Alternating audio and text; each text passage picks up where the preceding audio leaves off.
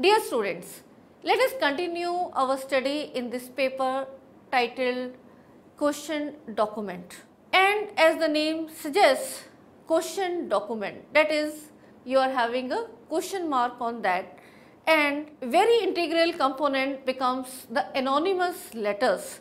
That is, you have to investigate that who has written that particular anonymous letter. It may be a threatening letter, it may be so many different type of letters which can be anonymous. So, in this module we shall deal with the anonymous letters, the various types, and what are the clues that you can get, and try to find out who is the writer of this anonymous letter. Dear student, you will be able to know what are anonymous letters. You shall be able to learn the examination of the anonymous letters and identify the person who has sent these anonymous letters. So, let us begin with knowing more about these anonymous letters. An anonymous letter is, as the name suggests, it is without any name acknowledged, as that of the author, contributor, or maybe the letter sent from the unknown person without any name. If, however, the letter is indecent, threatening, or in any way likely to cause a breach of the peace, then the writer puts himself in peril of legal proceedings. Whilst many cases are dealt with as civil offences, writers of blackmailing, threatening and criminally libelous letters come within the ambit of the criminal law and are liable to long sentence of imprisonment. If anonymous letters are of threatening or blackmailing character, strenuous efforts need to be made to detect the offender wherever the offence takes place. So, with this background, let us try to study the various classifications of anonymous letters. That is, the classification can be done on the basis of motives, where they can be classified as blackmailing letters, the threatening letters, letters of revenge, letters of recommendations, the spiteful letters. And you can also do the classification into groups of common authorship. And here in this classification, it is based on the decision that can be best made to whether they are all the work of the same person or of different person. Then there will be systematic study on the collection of material for investigation, that is how the envelopes or the hidden or false clues which may be along with the letter have to be properly collected.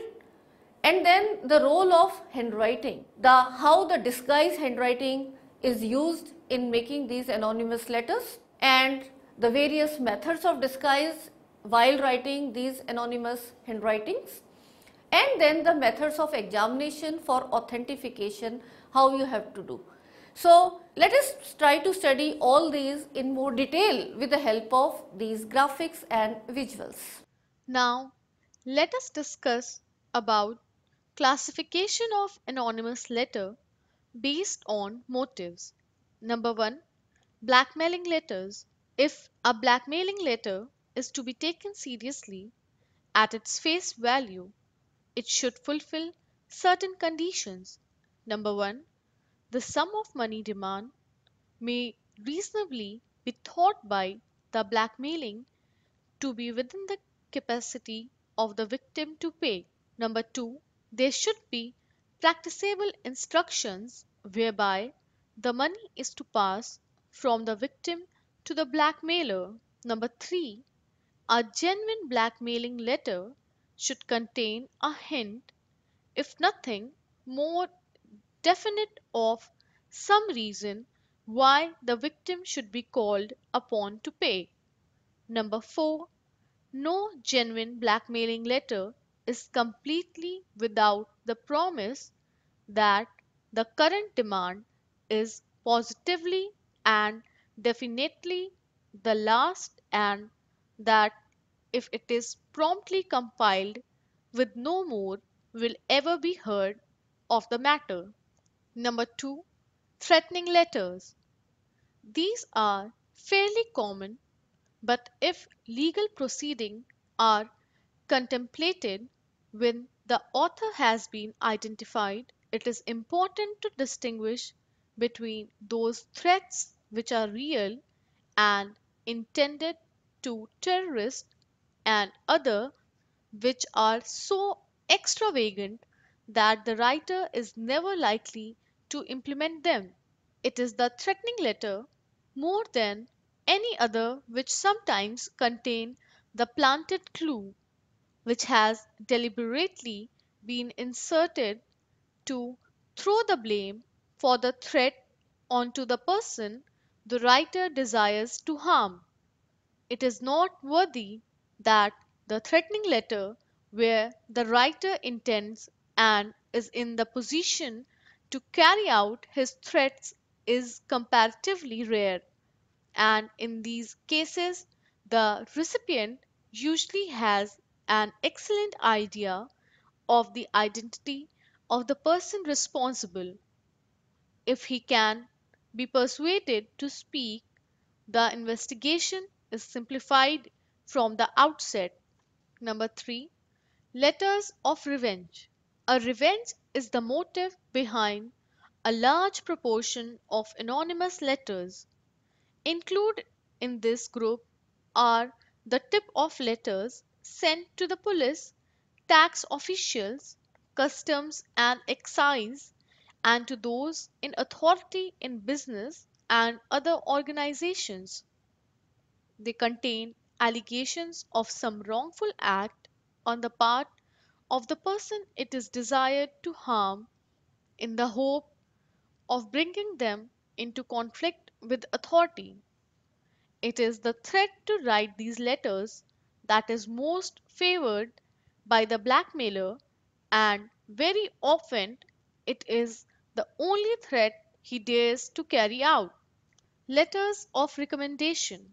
It may happen that allegations of wrongdoing or of general inefficiency are stated in such general terms and are applied to so many people that the true object is not revenge as at first sight may appear. On the contrary, the sole aim is merely the recommendation of someone whose good character and efficiency is highlighted by the disparagement of others. In recommendation letters, it is not difficult to determine the source of letter. Spiteful letters. The letters with the intent of malicious and spite are also the range of anonymous letters which contains abusive and rude language. The malicious anonymous letter is written so that the writer, almost invariably a middle aged woman, can let her evil tongue run unchecked with little risk of having to answer for her actions. In this case, investigation of letters which are merely expression of malice and spite is often very difficult. Now, let us see classification into groups of common authorship.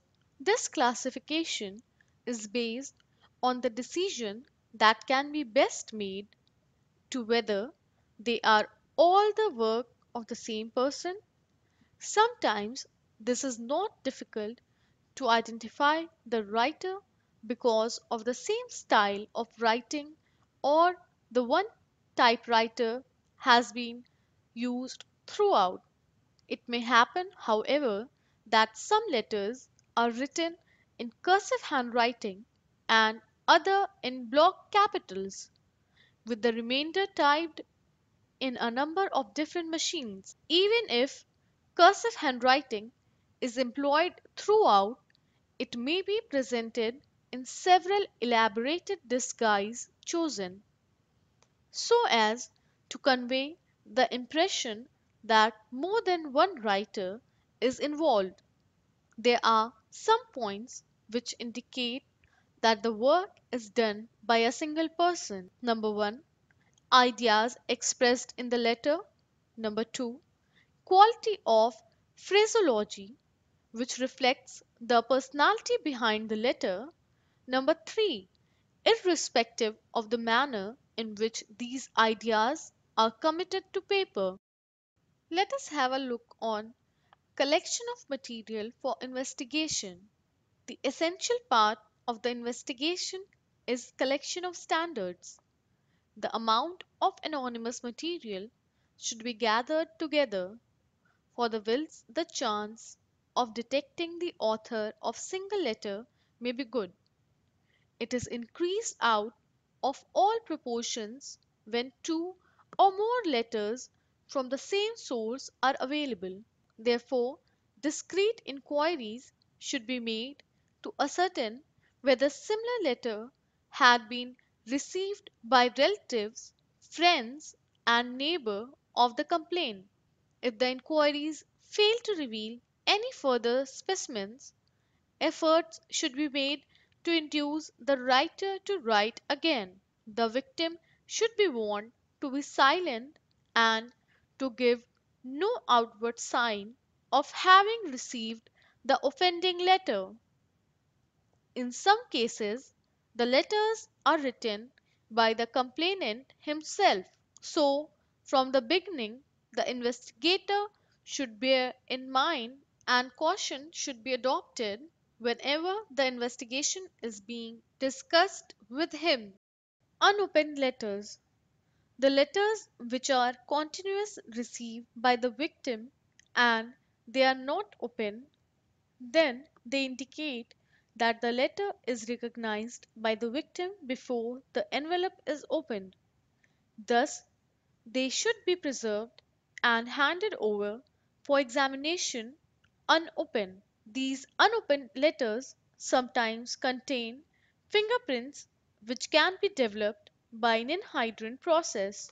The speedy receipt of an unopened letter will enable any odor associated with the paper to be detected with greater certainty than if the letter had been opened and well handled before being handed over for examination. Some specific odors indicate the specific gender of the writer. Example, if the anonymous letter is written by a woman, they are often carrying some cosmetic in their handbags, and if letter is in the bag before being posted, it will have the fragrance lingering all over it. An envelope or wrapping paper are the essential or crucial evidence in case of anonymous letters and should be preserved for further examination. And sometimes it happened that foreign bodies found in the envelope have furnished valuable evidence as to the source of the letters. Hidden or false clue. Sometimes there is a planning of clues designed to implicate an innocent person as the writer. The information of easily seen impression of addresses has already been mentioned, but this does not exhaust the list of false clues. The reuse of the envelopes on which the original name and address can still be seen is another common trick. The test, which should always be applied to clues such as these, is that of consistency with other less obtrusive and consequently more reliable evidence. Let us have a look on disguised handwriting and its significance while writing an anonymous letter. In most of the cases of anonymous letter, the disguised handwriting is used by individuals who wish to avoid identification. However, it is rare to find originality as There is a constant inner conflict between the fight of will over natural impulses.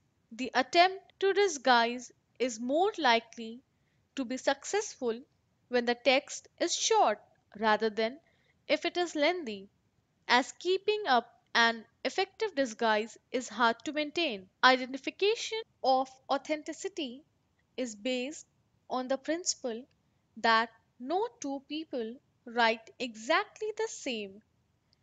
Each writing of an individual writer is unique. The skill and action of writing has been acquired with practice over a long period. The choice of style, effort, and coordination naturally varies from person to person as each individual develops at a different rate and level of ability. No one can write better than their level of skill. An individual can write at a lower level of their ability but not higher. What the anonymous letter writer does not realize is that it is their personal subconscious habits which are so ingrained, their little peculiarities that are so difficult to suppress, which leaves behind an ink trail leading to identification. The range of suspects is often narrow and often known to the recipient of the anonymous letter.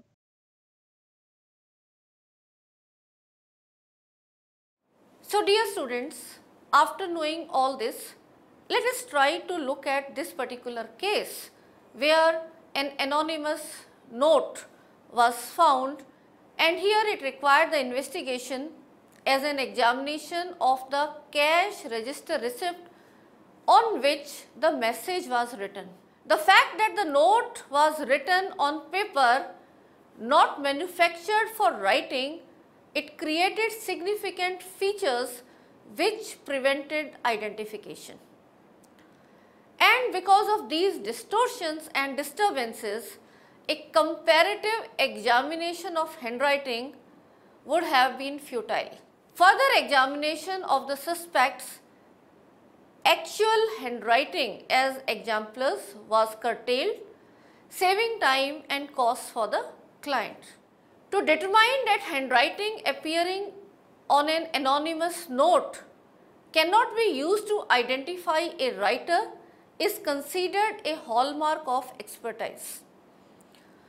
In the case here, the commission sought identification of the writer of an anonymous note, and an opinion of inconclusive was rendered.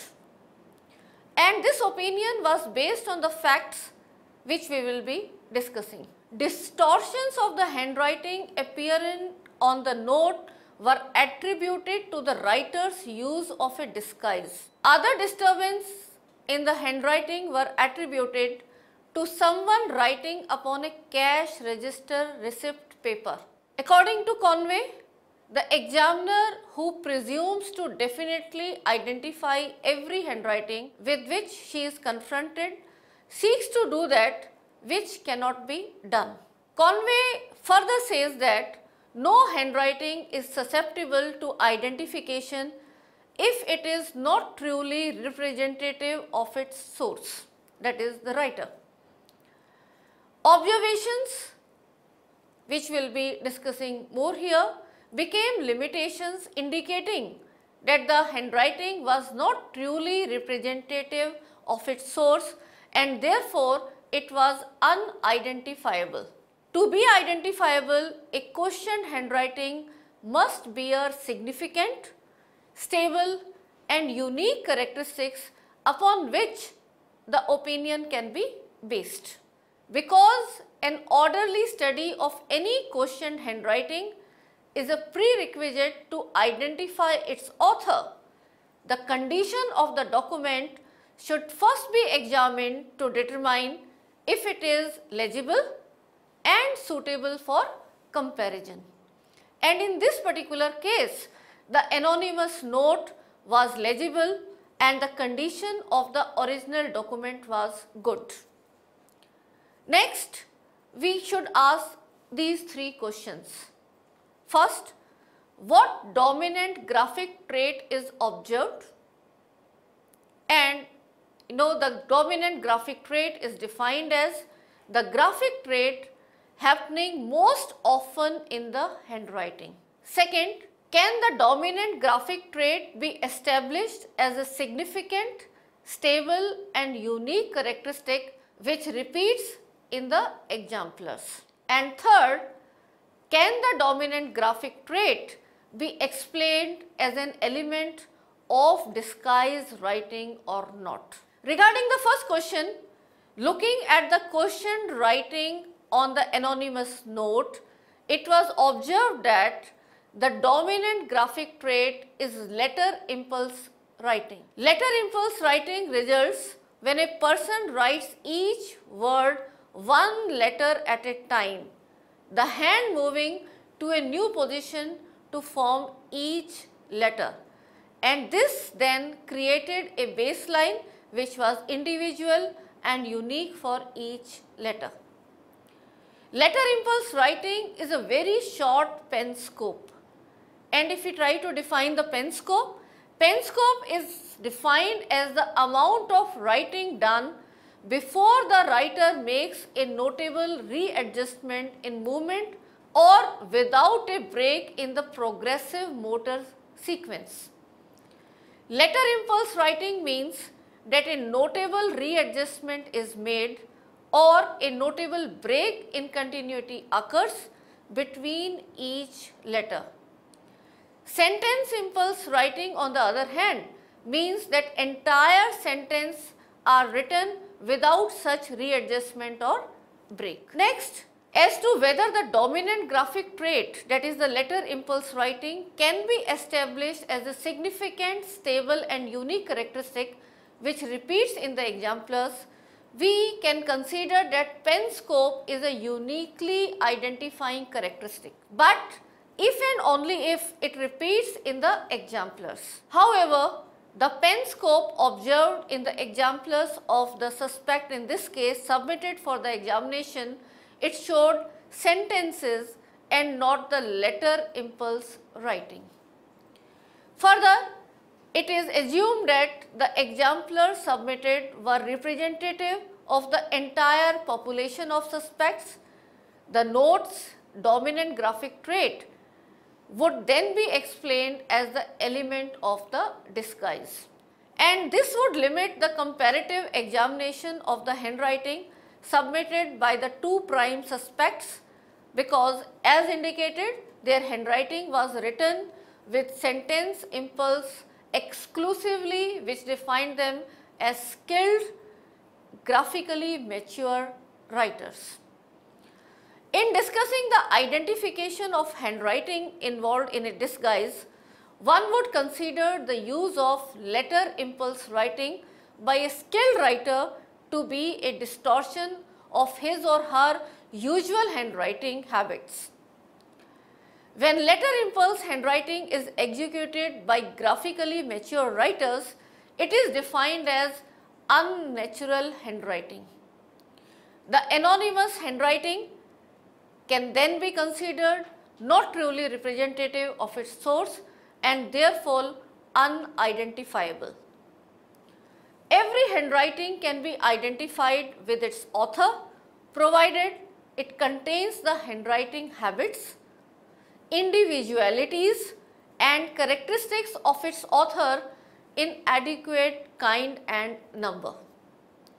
In the anonymous note, another significant feature which prevented the identification was the lack of any potentially identifying characteristic to use as a basis for opinion, and this was due to the brevity of the message and the fact that the only letters which did not repeat in the anonymous handwriting are A, E, H, I, N, O, U, W, Y were written differently each time.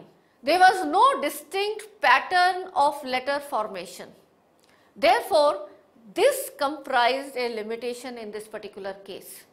Even though variation in letter forms were observed, these letter forms did not repeat often enough on the note to be considered a pattern.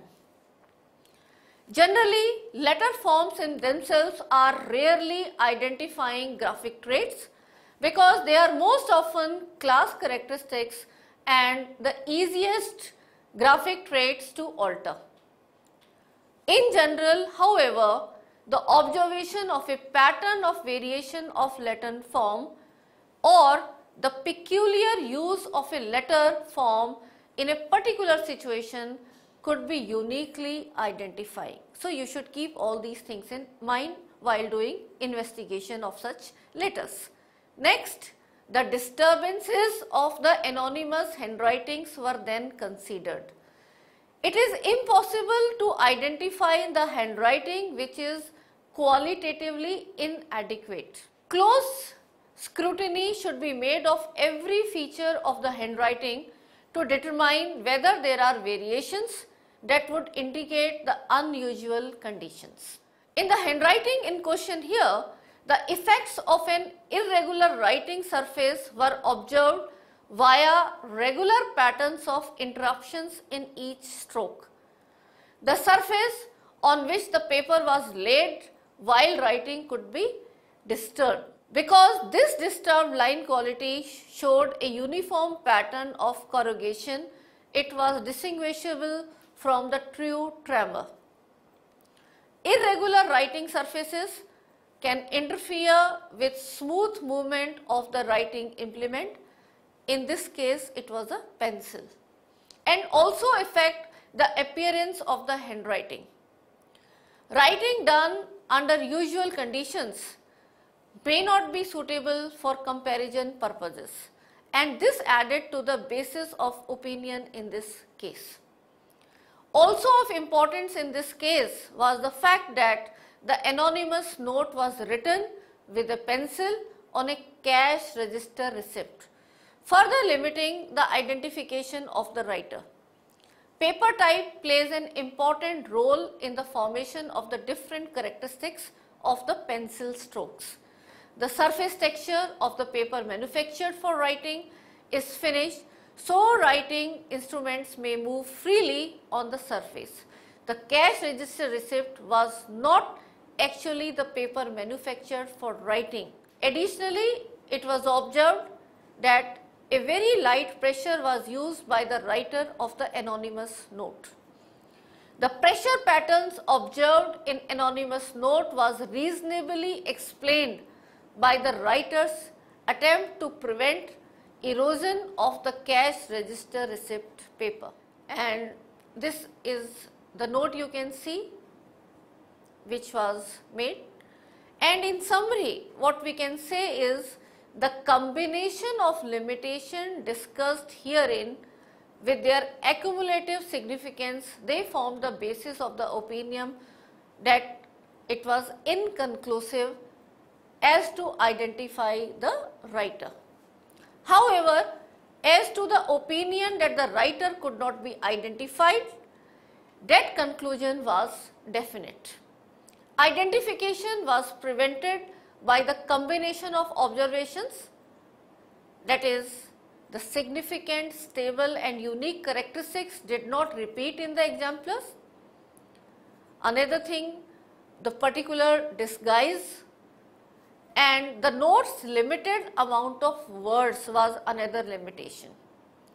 Another thing, there was the corrugated line pattern and the artificially light pressure which was deliberate. In general, what was lacking in this document were the elements which a competent document examiner would require to make a scientific identification of a writer. So, after studying this case, I think you can now analyze what all we have learned and how it has to be applied to a new case and what all characters you will see that to identify the writer of the anonymous letter. So, dear students, let us now summarize what we have learned in this module. We have learnt what are anonymous letters A letter whose authorship is unknown are known as anonymous letters. But the major concern from forensic point of view comes when these letters are threatening letter, recommendation letter in the wrong sense, blackmailing letter, etc. The anonymous letters always have some motive for sending them, and these motives are mostly to take revenge from the victim or to even harass them. In case of anonymous letters, the evidence that should be collected is the envelopes, the letter, and the examination of any order or fingerprints on the envelopes. The authentication of the letter should be proved by the investigator by keeping in mind all the parameters we have discussed.